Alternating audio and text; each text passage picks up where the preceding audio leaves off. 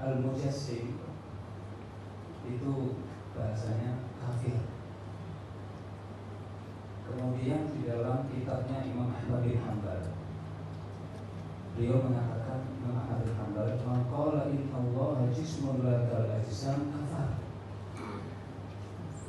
Dan siapa yang menyatakan Allah itu jisim berbentuk, maka walaupun dia mengatakan tidak sama bentuknya dengan yang lain, kufur.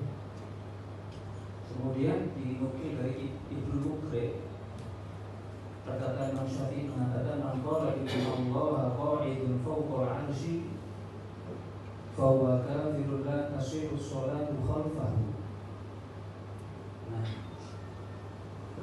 berkenaan dengan tiga referensi tersebut itu bagaimana? Memang sebenarnya itu khilafan liman para mereka. Jadi ini wahana hukum kafir adalah khilaf uji pendapat yang dikira hukumnya kafir.